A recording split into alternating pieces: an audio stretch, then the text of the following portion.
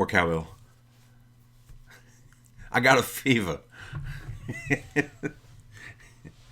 We're getting fancy.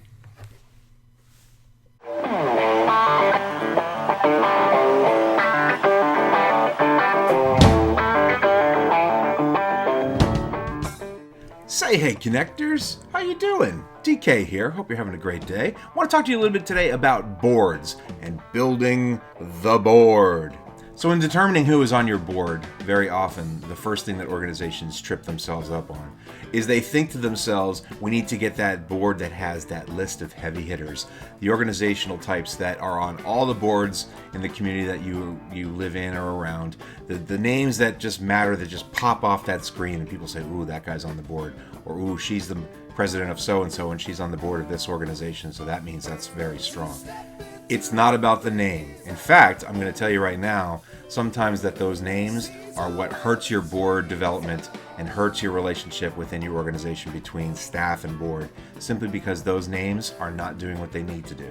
It's not to say that people that are doing a lot are overextended or that they can't handle the work. It's simply math. There's only so much time in the day. And by the way, these boards are volunteer, which means that this person has got another job, another responsibility. If they've risen to that level of importance, they probably have an amazing amount of work that they do on their own. The other thing that organizations sometimes do is they go the other way and they say, let me get my friends. We'll put my friends on the board because one, I know them, I'm very comfortable working with them, I can really do a lot because they're my boys, they're my girls, come on, we'll get it done. And then that's where the problem lies. Because you have friends on a board that you need to have strategic decisions made and that you're looking for pushback and criticism at time, and you won't get it. Again, these are generalizations and doesn't mean that you can't have a friend on the board. Believe you me, you will have friends on your board if you effectively build your organization. But to just put people of your peer type, your immediate friends, on that board, you're asking for really a board of ineffective move. Here's the other thing, and we cannot have a discussion about boards without bringing this up. They have to bring that ambassador feeling out to the community. That is essential. But that also means that they have to think about resources and financing. They have to fundraise. They have to make asks. They have to connect into their networks. If you have a board member who is unwilling to do this, and not the whole, I'm not good at fundraising, I'm not good at asking, I've taxed my friends, I've asked them enough. We hear this all over the country in nonprofits of varying sizes and scopes. The reality is, yes, we all are asking everybody to pitch in and do things. Just think in your community right now, how many of your friends that are working in nonprofits or in your own nonprofit that you work in, that you asked to go to a gala, comes to a happy hour, check the Facebook and like the page, retweet something. We're constantly asking our friends to support us. The ask is going to be always out there. The difference, though, is if you're on the board of directors, if you're an advisory member, if they're not willing to go out and actually open doors, make asks for you, or at least help you by arranging for that door to be open, for you to go in and make the ask, then that person is not being effective for you and honestly is not helping you. It's actually hurting the organization. It is death by 1,000 cuts. If you have a 12, 20, 10 member board and none of them are moving the needle for you, then slowly but surely your fundraising is going to wash up because you are relying on past and you are not looking into the future. So let's get right down to it.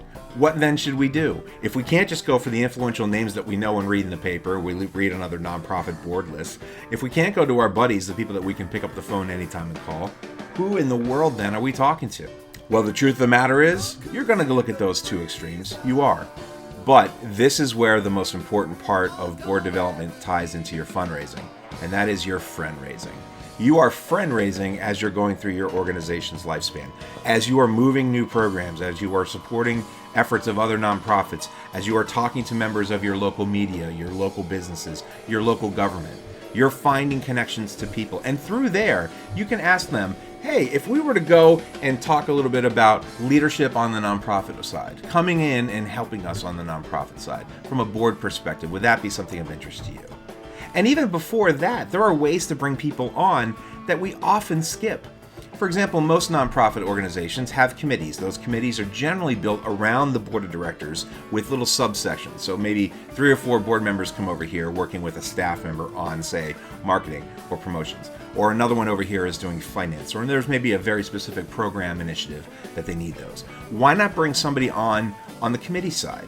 Get them interested. Think of it like they're your minor league.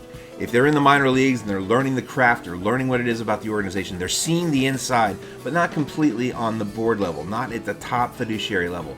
Well, you get a chance to sort of see what they're about and see how they handle the things on the inside. Remember, the reason you've asked them is probably because of their outside influence. They've been doing some stuff for you out in the community. Now you bring them inside a little bit, get them a little taste, give them a taste of what your organization is about. And maybe at the same time, while they're doing that, they're looking back at your organization and saying, I think I can do this. I think I can bring value to this well beyond just being a cheerleader and an ambassador. But if they see that they can do more and they feel confident about that, comfortable in the setting, move them up. Bring them up to the board level. Invite them to take a chair that's open because somebody is coming off the board based on a term limit. That way, you have a solid, robust bench of opportunists, of folks that are ready to be called to serve and are interested in serving at your fingertips, ready to go. Now, at the same time that we're doing this, we also know the reality is you're going to have members of your board who, 2 courses. 1, want to be on it forever. They never want to leave. They love your organization and they want to be a part of that. Or, secondly, can't wait to get off this board. They realize they cannot do this, but they themselves hang on for whatever reason, whether it's their company wants them to be active involved, they want to be on a community board, or simply they just don't do the work. They're just simply showing up once a month, barely reading the reports, voting as they're voting, and not going to really push the limit in terms of their support for you. Well, what do you do about these guys? First thing, you should have term limits. You should. It's not to discount those who want to keep going. It's simply to give everyone a pause. A board term limit will allow people who really believe in your board and really believe in your organization to step away from the board, but not step away from the organization. Believe me, if they are as committed as they are saying they will, being on the board is not the reason that they love the organization. It is part of what they do. It is not the core, and they will stay around. They will be active on committees. They will go to your events. They will fundraise for you. They will do all the things and all the trappings of maybe what a board of directors edict would be. They'll still do it because that's the kind of love that they have for you. But you also then give a chance to that bench we were talking about to bring somebody up and get them into that level of leadership. So you are building your bench, you are creating new leaders, but you're maintaining those that are there. And when that year is up, and I usually suggest you do term limits where the requirement is that they go off for just a calendar year.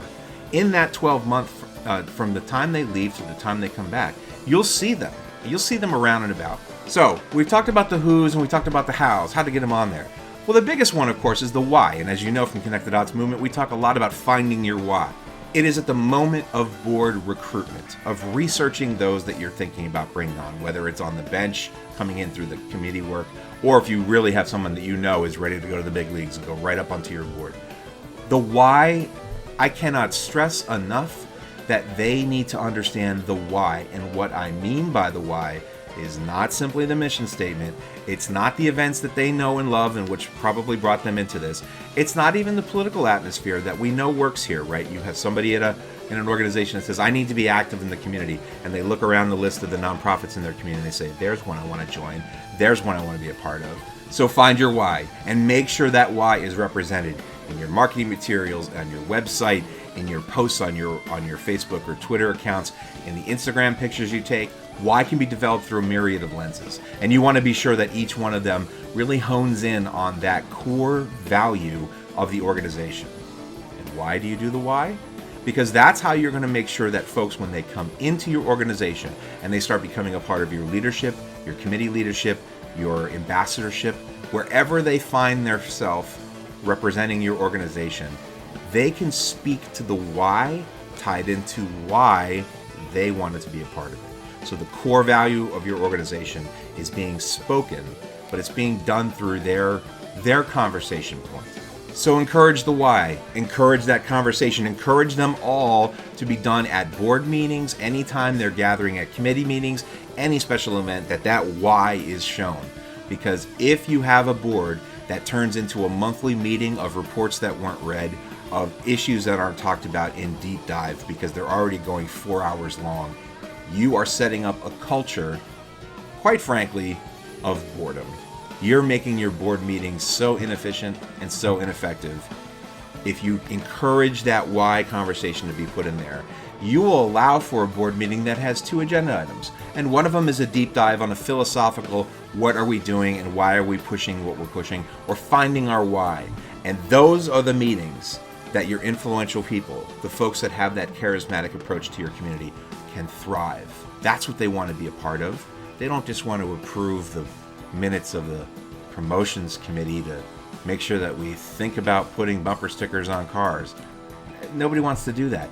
They're in it for the deep end talk. They want to make sure that they, through their influence, their assets, their resources, their connections, their networks, can bring that to the table and flourish within the larger culture of your nonprofit. So bottom line, what are we talking about when we talk about boards? We're talking about friend raising. We're talking about being sure that organizations themselves are being developed by the relationships among the people. People don't give to causes, they give to people. And you want to be sure that your organization has the strength of its numbers, that each and every person is in and of themselves is the ambassador and the spokesperson, the person who can speak on behalf of that why. The tuning fork goes off in their heart and they say, let me tell you a little bit more about why I am a part of this amazing organization. If they can do that, believe me, they don't need to memorize the mission statement verbatim.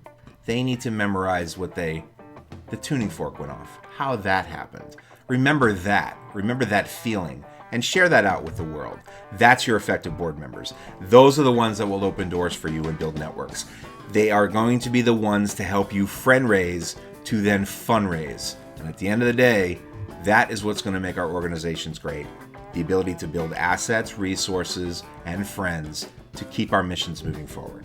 Guys, I hope you had a great time hanging out with me. And if you did, make sure you like the button, share the video. Make sure you go onto our website at connecteddotsmovement.org and like us on Facebook. Follow us on Twitter at WeConnectDots. I'm DK, and I really hope you have a great day. Keep connected out there, everybody. I'll see you around.